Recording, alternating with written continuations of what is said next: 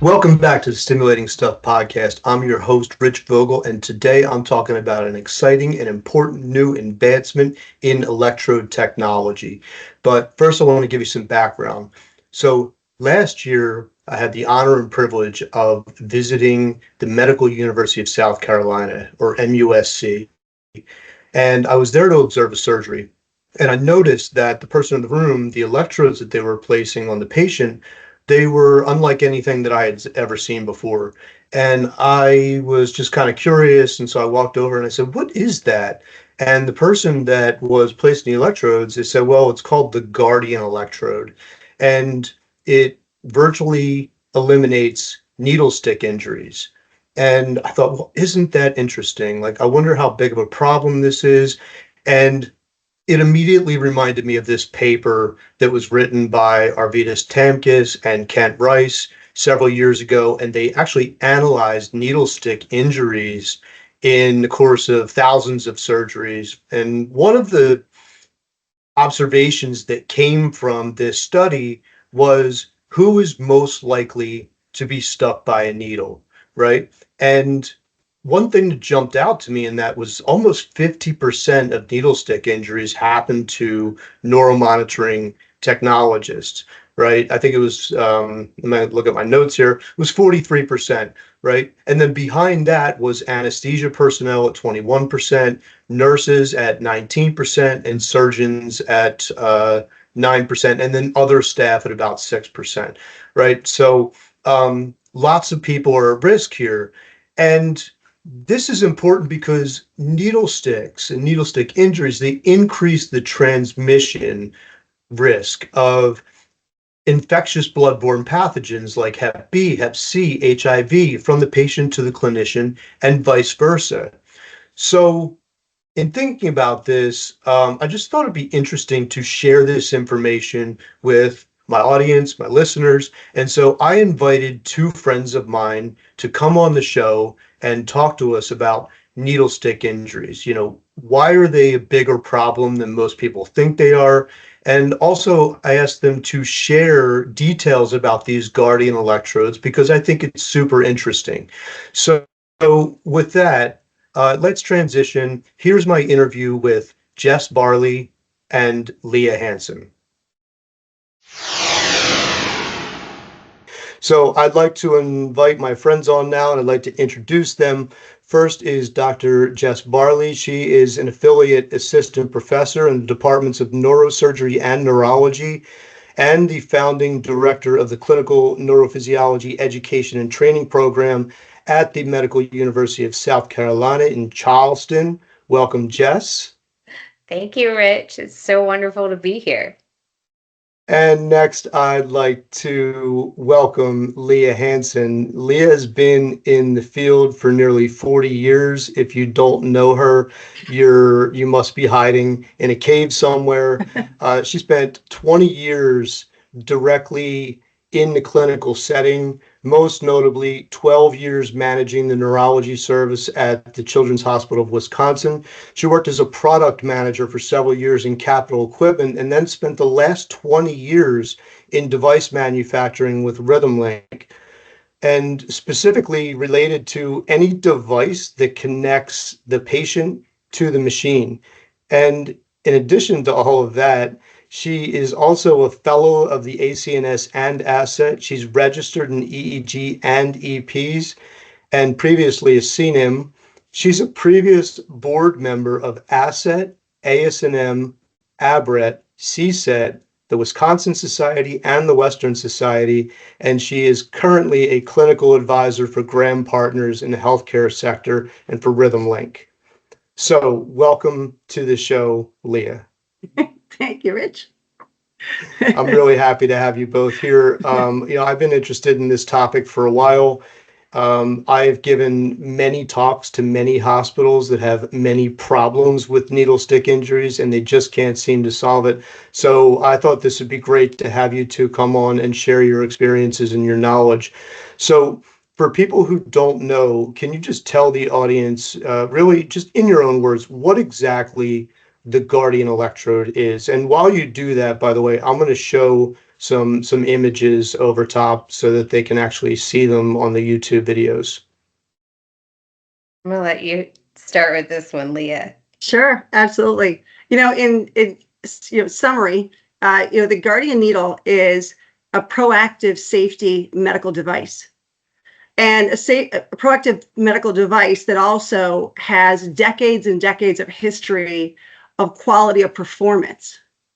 So it's really kind of the jack of both sides of the equation, meaning it's the basis of a technology and a device that's been used successfully in surgery literally for decades and decades and decades. I mean, you can look up papers and articles and presentations from many years ago, and they're talking about subdermal needles. Sometimes reusable years ago, and then there was a transition about 25 years ago to fully disposable. But then what came with that was never really a conversation about still the risks that are involved with using an unprotected needle. And so, from the summary, and Jess will have a deeper, better description of what it is from that clinical side.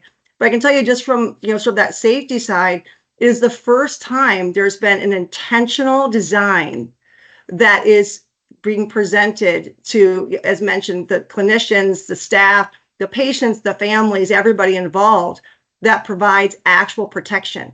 It's not just notification that a needle is being used. It's not just indication to be careful. It's actually designed for safety. Yeah. That's so interesting. Anything to add, Jess? Yeah. I mean, I would say obviously everything that Leah just said, I agree with.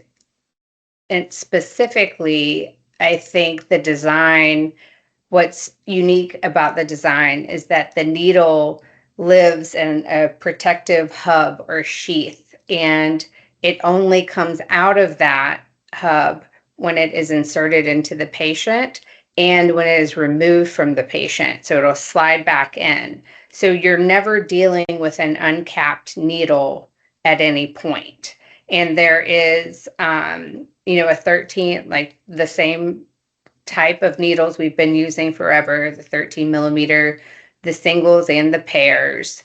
And they are surrounded with a sterilized adhesive, which also helps keep them really well secured and serves as it's bright white so you can see where it is, and goes over the skin like a bandage. And so those are the unique features of the design of the Guardian, in my opinion. So yeah, I'm pretty sure that the ones that I saw had the adhesive on them, and we'll get to a little bit more about the differences between them in a few minutes. I'm just kind of curious, really, I've heard people over time talk about needle stick injuries and talk about different methods that they use, whether that's types of tape, etc.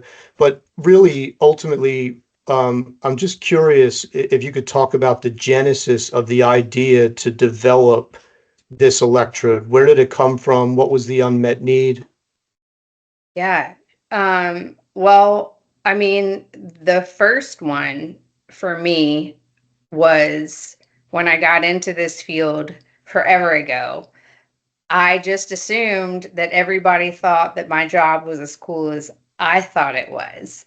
However, I quickly realized after coming into the OR day in and day out that, whether it was anesthesia was just groaning and upset about having to modify or being requested to modify their anesthetic regimen, everyone in the OR kind of seemed upset that we were there. And the more I listened and observed and pay attention, is I would hear them talking about getting stuck by the needles and how bad, it sucked, and how it was such just a roadblock to having a nice cohesive case that runs smoothly, which is very difficult to obtain, I feel like, but it's just one more variable of a potential injury or something that could happen that nobody wants, right?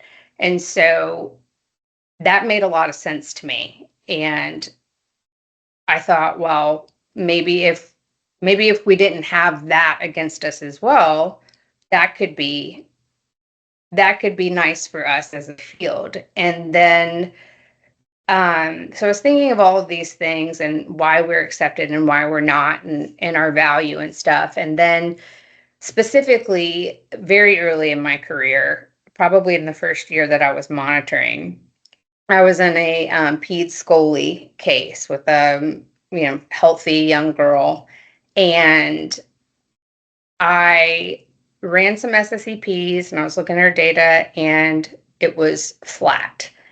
And I started to panic because I had never seen that before. And of course, the first thing I wanted to do is explain it away. I was like, it's got to be technical. This just doesn't happen. And then I looked over at anesthesia, and sure enough, things were flat over there. And the person in front of the monitors was just staring at them. And then I thought, well, maybe he knows something because he's not freaking out. Maybe I shouldn't freak out. But just in case, I requested to run a motor. And when I did, all of those traces were flat. And I looked back over to the monitor, and all of her vitals were flat. So we had an exposure, from her neck to her waist. And we very quickly had to tape her up, flip her over, and begin chest compressions. And that went on for quite some time. And everyone in the OR was rotating, and people were coming in and trying to get her stabilized. Well, in a matter of seconds, I had to run up to her and try to get all of my needle electrodes out so that nobody would get stuck and potentially have to take that time and energy away from saving this young girl's life to then getting stuck and having to deal with all of that came with it. It was a true barrier, and it was embarrassing. I remember feeling like ashamed that I had all of these needles in this child that were prohibiting people from helping save her life. And so I ran and grabbed and pulled as many as I could. And I just, not only that experience was terrible, but having to run up and try to keep someone from getting hurt. And so it was after that case, I was very adamant, like, we have to make this better, and somebody's got to be doing something about it because it seems obvious, right? But we just started. I didn't find anyone when I did a quick search, and so we just started working on it on drawings. And when I was working on the prototype with Dr. Edwards, who is another one of the co-inventors. So you mentioned drawings. I don't know if this was on the back of a napkin, like a bar napkin or what, but what was your process essentially of transitioning this vision to create something new into a reality? How did that unfold? Well, I think you know me well enough to know that I'm not that cool. And it was far more nerdier. It was during a journal club after hours, which, only the true nerds like to go to. They're attending houses. And after, heated debates that were going on about articles and politics at the time, we started talking about this, and I had shared my experience, and how could we make it better. And so no one else seemed to be that interested in the conversation except for myself and Dr. Edwards. And so the next day we went and started our record of invention. And initially, the primary goal was a wireless electrode that morphed into this as we continued to talk about it and develop a design for it.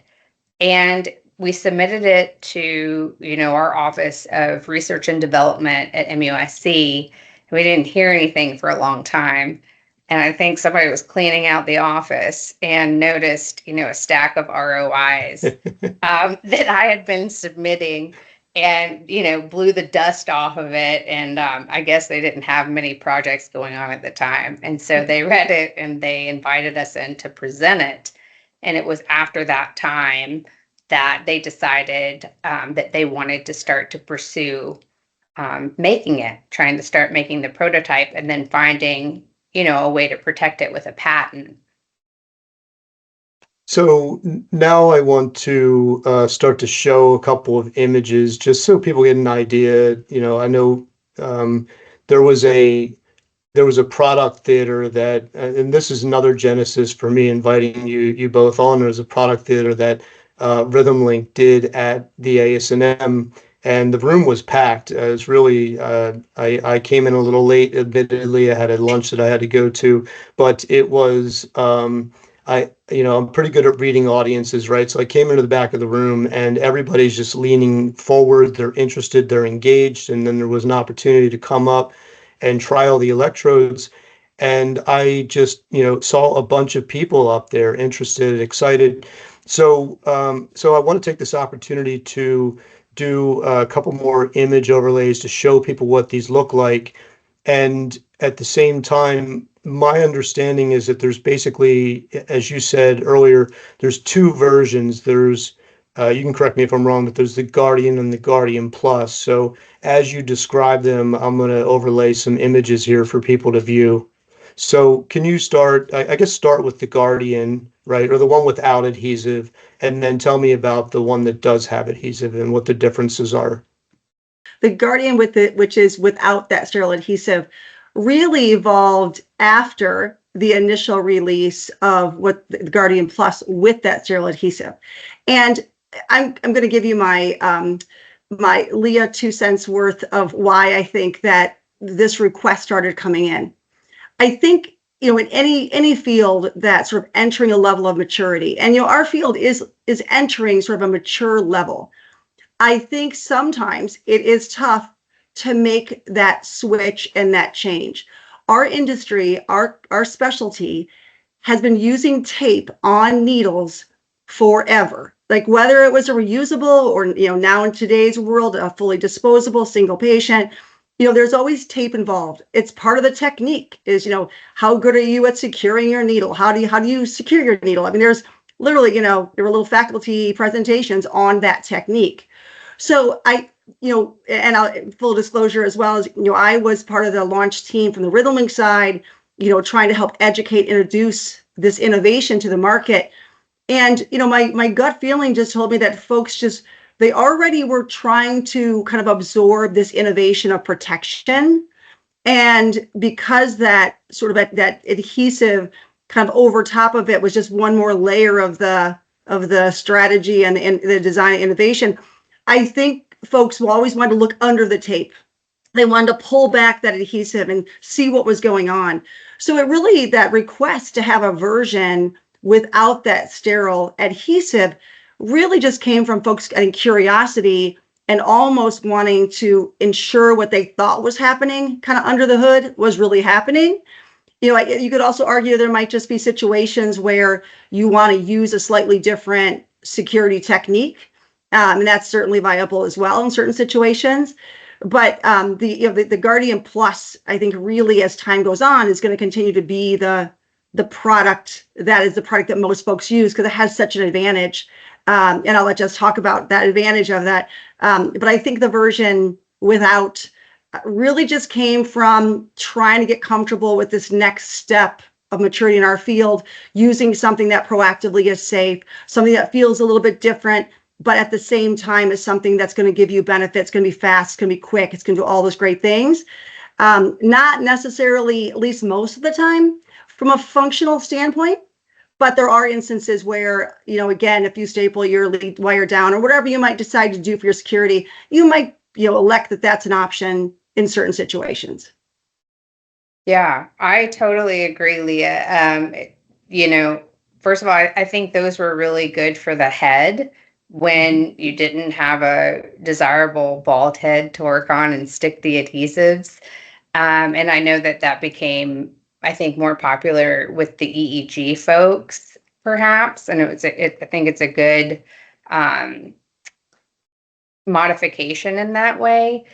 It is very interesting in that I had no idea how hard change is to adopt. And just having the adhesive, not being able to see your needle per se, All of these little things really matter as far as people feeling comfortable using their needles in a different way. And we thought about that in the design.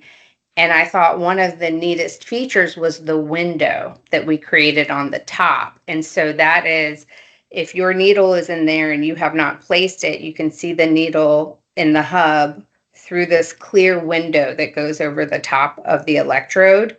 And then when you place it and you have it completely in, you don't see any part of the needle. So you know you have it in well. Of course, you check your impedance, but it is, like a now you see it, now you don't. You take it out and you see it, you push it in, you don't see it. But that's hard also, for people to, I think, get used to. But to me, the window design was unique because at least you had a little bit more feedback when you were placing it and removing it.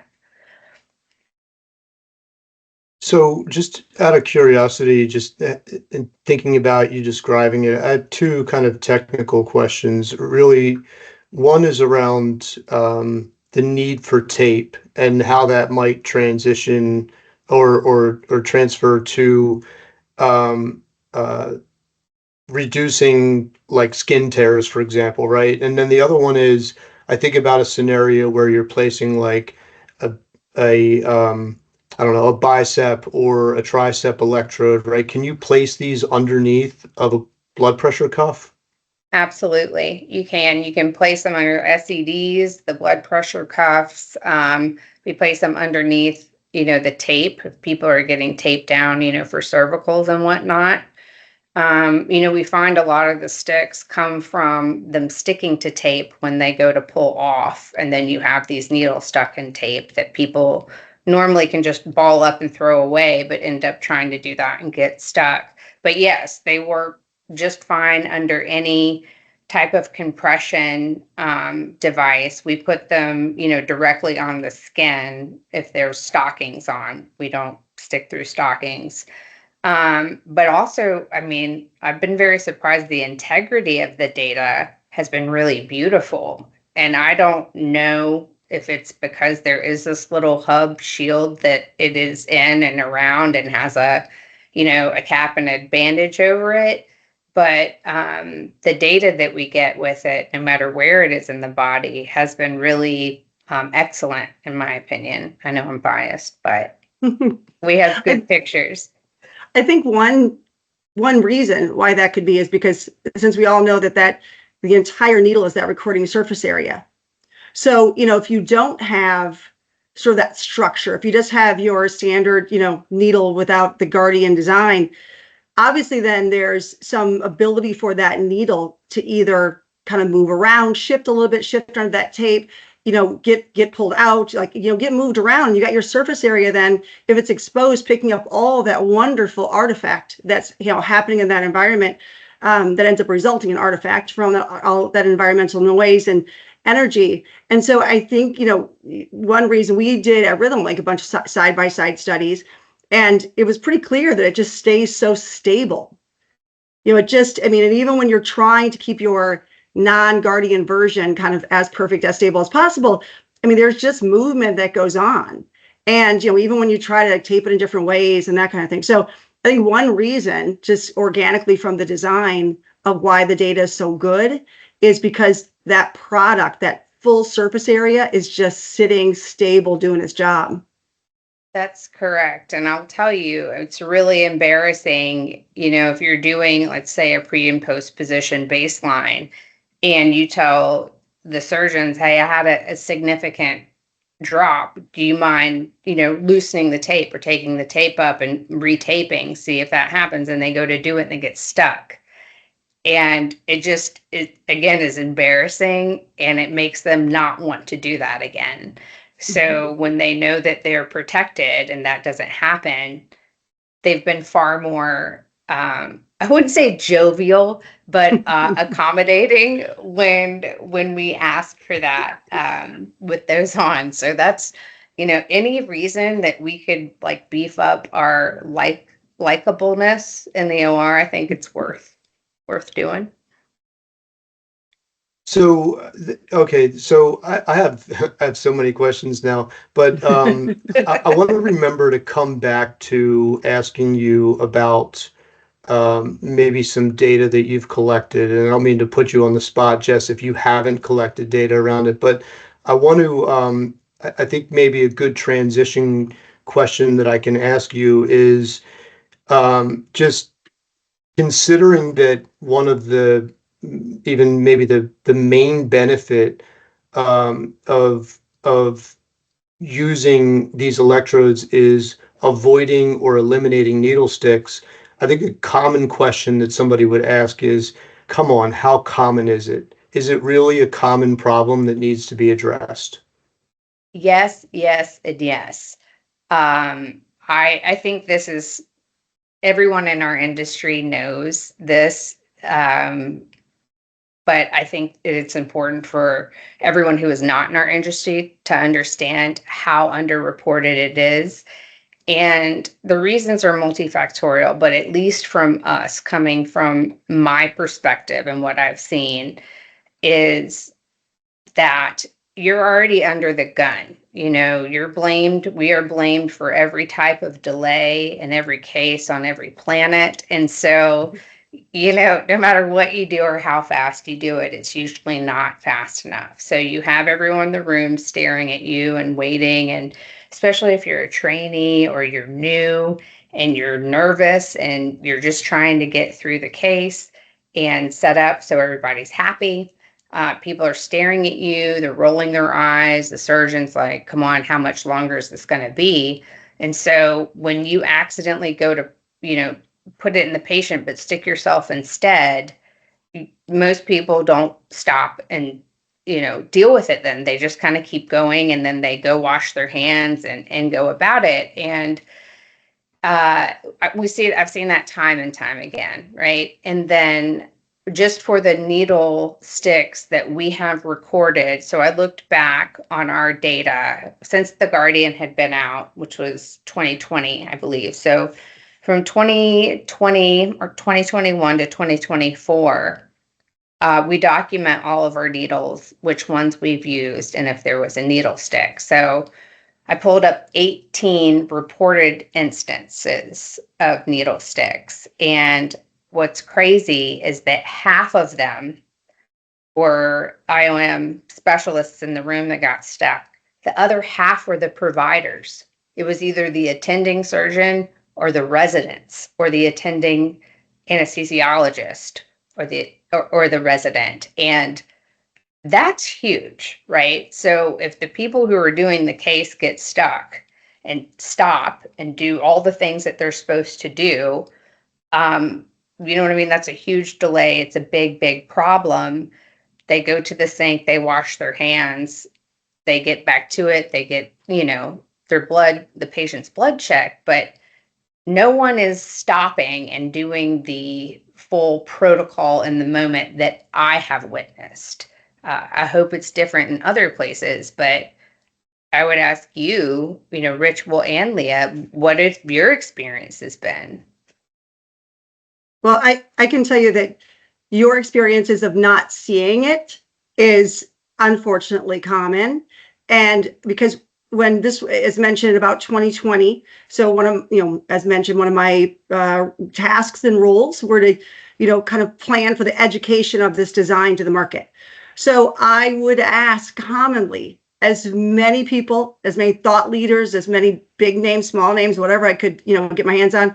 And I asked this very simple question: how many needle sticks do you think you've had or your team has had in the past calendar year?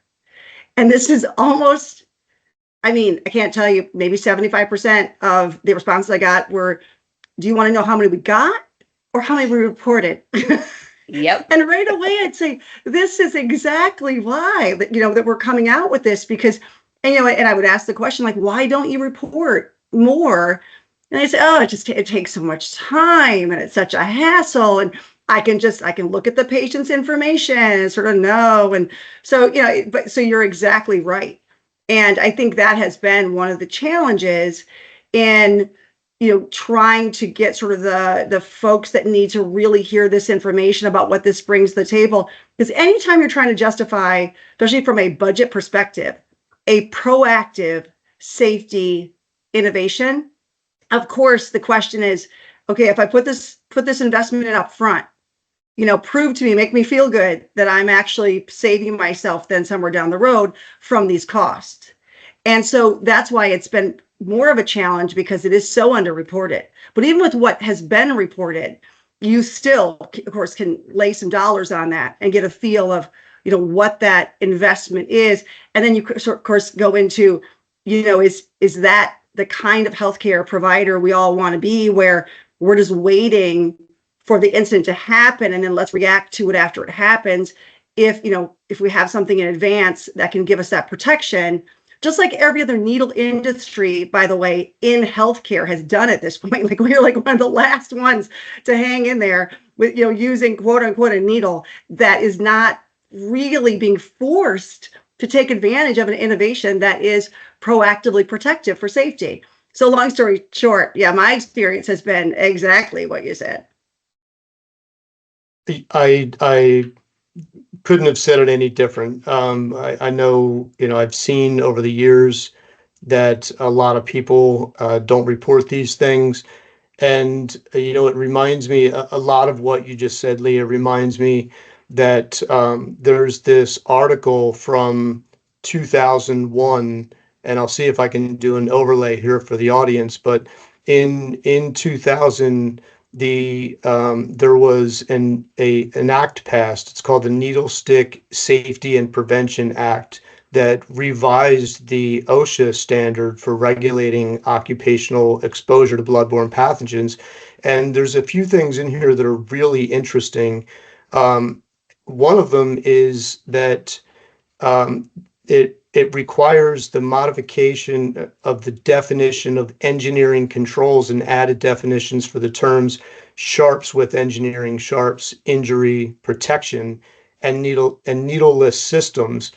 But here's where it gets really interesting. It requires employers to consider and implement new technologies. This is by law, signed into law, requires them to consider and implement new technologies when they update their exposure control plan.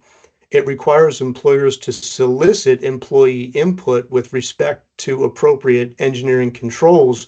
And here's what's really interesting. It requires employers to maintain a sharps injury log.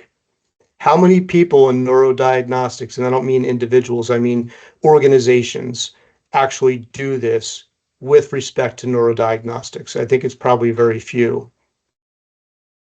Particularly given what you said, Leah, that 75% said how many we had or how many we reported. Exactly.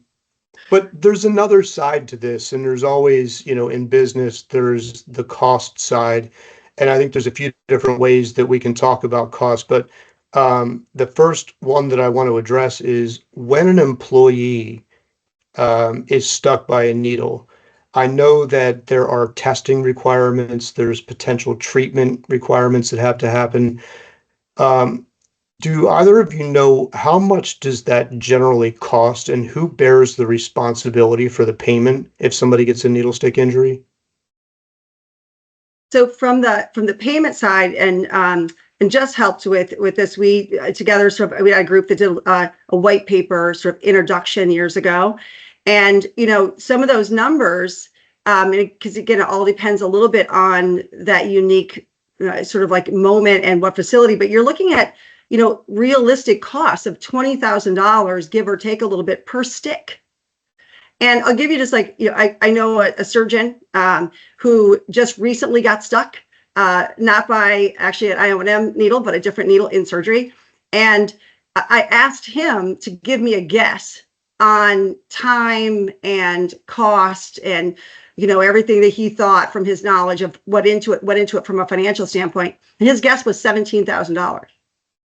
So I think, those numbers, wow. Again, that if someone or an organization, not someone as an individual, but as an organization, really wanted to transparently take a look at this. I do think, by the way, this kind of conversation that we're having and other conversations about Guardian is forcing folks to have to take a look, because, they've got data from other industries. Years ago when this transition happened, just in the general like ICU critical care environment, all those other environments with safety devices for needles, you can look at some of those numbers, and it's not the exact same, activity or needle, but, I think you can draw a similarity that I think you can get a comfort level on what that cost is. It's not $1,000 a stick. It's not $10,000 a stick. These are big numbers. And so I think that's another reason why, again, it's just kind of been brushed under the rug. And, for the most part, my experience has been, it's been the facility that has carried those costs. And so again, this needs to be driven really internally, for, there to be analysis on what the cost is if there's not proactive and preventative, tools put in place to avoid a stick. And again, there's just so much data to pull from, even if it's not necessarily directly like our field. Needle sticks. You punch in needle stick cost to a facility, and it's pages and pages and pages and pages of documentation. So, I think that cost is definitely part of it. I think that's, especially since COVID, I think a little bit the rebound from COVID was hard because it was very expensive. I think some facilities are still, kind of in that rebound trying to figure it out. So that's why I think sometimes these conversations are tougher, because I think everyone nods their head and agrees this is the direction for their team, for their staff, for their coworkers, for the patient that everyone should be going.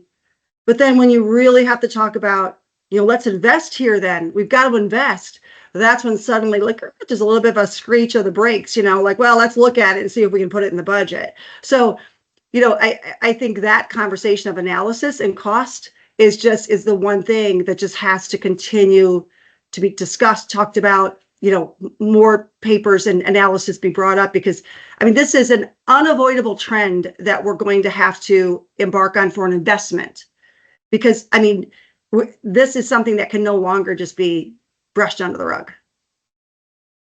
Yeah, it's so interesting. And, I think about just neuromonitoring specifically. I know we're talking more about the larger context of neurodiagnostics, but neuromonitoring, 80% of it approximately is outsourced to private companies.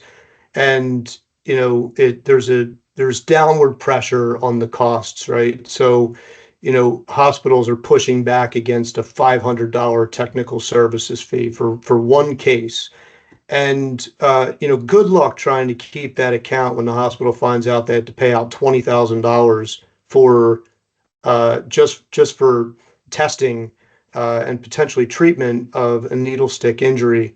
But, the other side of it, the non-cost side, I think is, and I can imagine that a lot of neuromonitoring technologists might say something like this. They're not really concerned about needle sticks because they usually have, access to the patient's chart. They have the labs on the patient. They have upfront knowledge of the risk. And so they can see, well, this patient doesn't have, Hep C, so I'm good. I don't need to report that. But from that perspective, why would somebody then switch to an electrode that's designed to prevent needle sticks or designed to prevent transmission of bloodborne pathogens when they pretty much know from the chart whether or not the patient has a bloodborne pathogen? What about the one time it doesn't happen? They look in the chart and there's nothing concerning. That's always been my response to everyone is, hey, I get it. We've all sort of been there. We all get it. But what if it's that one time? What if it's the one time you got stuck and maybe you either haven't dug into the details, but you dig in the details, or in advance and something just happens? Do any of us really want to wait until, the stick happens and then we're going to, go down that path? It makes my head just shake of, we're at a point, again, of maturity of what we do and the benefits of what we bring. And yet we're willing to act like this kind of safety risk is something that just isn't significant until it's significant. And then guess what? It's too late. You can't undo the stick. Right. And I would add, Leah, too, I'm not sure how often in industry versus in-house you are, at a level 1 trauma center, right? And people are coming in from all over. It's the sickest of the sick patients. If you work at a safety net hospital, you take in everyone, people who are found down or unconscious. No one knows anything about these patients, and it's a matter of time. They have got to get to the OR and get taken care of in a matter of time. And even for people in-house that have access to the record, when you're running in to get set up and get this going, because it's a level 1A or something, no one's looking at that. And all of those patients, for some of us, like that's the majority of our patients, you don't have that kind of information, and they haven't had access to healthcare, and everyone's rushing, right? And so when that happens, right, mistakes are made. And if you're in a teaching hospital, you're dealing with a lot of moving parts and people all the time, and things are not always done in advance, or maybe you get a chance to look in the record and you're just looking at this horrible MRI to try and understand the pathology, but you don't really you don't think to look at their bloodborne issues. You're focused on what is obvious to you for the case, to understand the case, and you miss things like that. It happens, at least where I am, quite frequently, that's the situation. So maybe it's not the norm for the rest of the community, but it certainly happens, I believe, in these environments. Oh, absolutely. And I worked at 2 level 1s in Philadelphia, and I had a very similar experience. The number of Jane Does and John Does that I monitor, they just don't even know the patient's name yet, don't know anything about them. They're rushing them into the OR. And also, don't forget about the opposite situation where, imagine an ASC, for example, where there's one person jumping back and forth between 2 rooms following a surgeon, yanking the electrodes. And if there's one thing I've learned about those places is do not trust the chart, because people take shortcuts. They're just trying to, they're factories. They're trying to get people in and out of surgery. And so you could make assumptions that could be a lifetime of trouble for you, unfortunately. I'm sorry, Leah, go ahead. No, I was just going to say that's the word accident. The reason accidental is the first word usually in the kind of the description that we're giving. These are accidental needle sticks, meaning even if you knew even if you knew the patient was a high risk, accidents can still happen. I mean, nobody says like, let's analyze the intentional needle sticks of the patients that we know aren't risky. Like, I mean, everything's an accident. And so that's why, I mean, it's like you think of anything, frankly, in life or consumer or anything like that. I mean, if it's an accident and there's a way to prevent the accident, I mean, that's, obviously there's going to be not only a personal benefit, but there's going to be a financial benefit. There's all these things that roll in. But, sometimes I think, I even think the example of even when it's riskier because, I mean, are you then even if you're being extra careful? I mean, there's still accidents that can happen. So,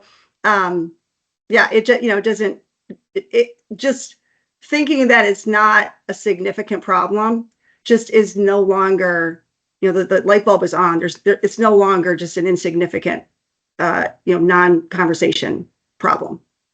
I agree, Leah, and I'd also add that it's constantly occurring with other needle, devices like anesthesia. They have new, catheters or A-line equipment or things that are constantly trying to mitigate needle stick accidents, right? So it's a little strange that we have the most needles of anyone in the room and the patient, and this is coming, so late for us. And I would also argue that, cutting off the wrong limb is an accident. It's a big accident, but that's now why we have timeouts, and we draw on the patient and we count the things that go in and out, which was once, it kind of happens, ooh, to no, there's things we can do proactively to mitigate these terrible accidents. And I think that this is no different. I think we are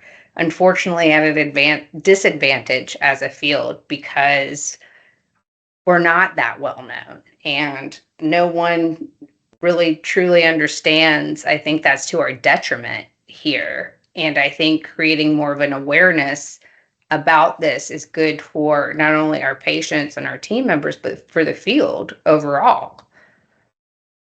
Completely agree.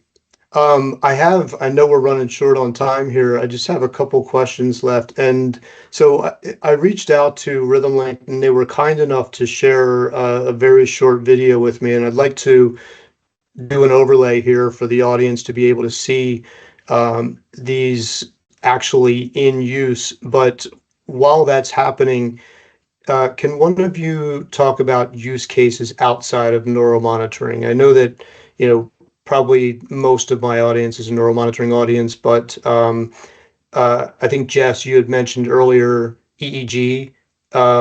Is that a use case? What are the use cases outside of neuromonitoring? I do think that, I haven't personally, I've done them in the OR, used them for EG in the OR, but I believe in the ICU setting and also, down in the ER, if you need to get the patients unconscious, that they're great because they go in very quickly. They come out very quickly. If they're going to a scan, their impedance is great. And so there's, not the skin issues. I do think that we could get to a place where this could very easily come out of IOM and EEG and be into ICUs and evolve. How great would it be to have them in an ambulance if you need to assess a patient really quickly and just to get an EEG on the way into the hospital?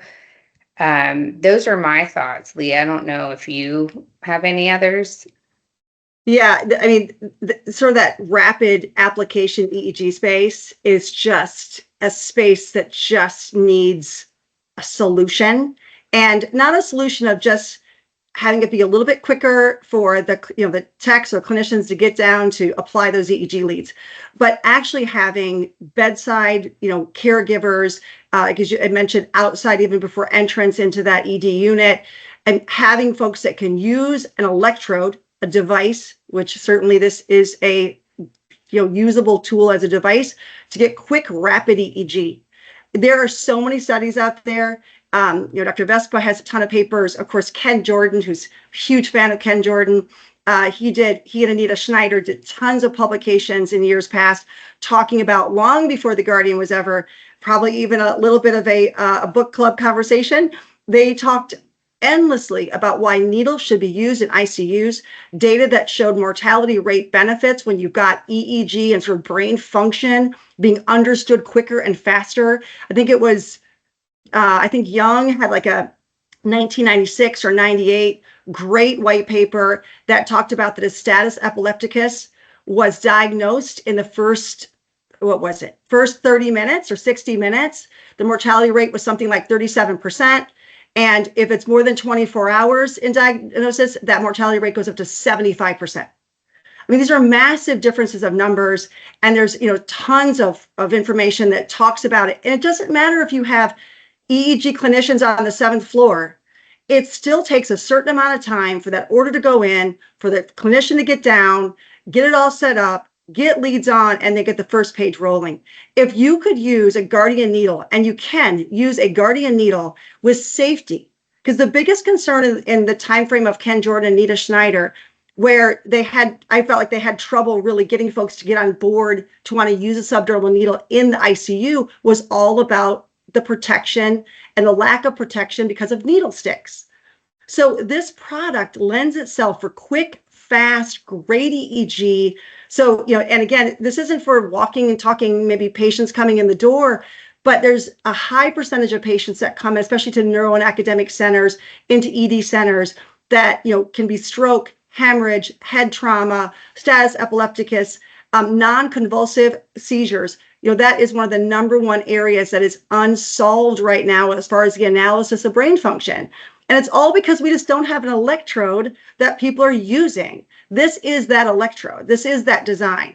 And so, yeah, I love this kind of area because it's just such a match for this product. So not only, of course, does it have great application benefits and all that great stuff in surgery, but it also then has the same, if not interestingly, different angles of safety and benefit outside of surgery as well. And you can leave these on the patient as well.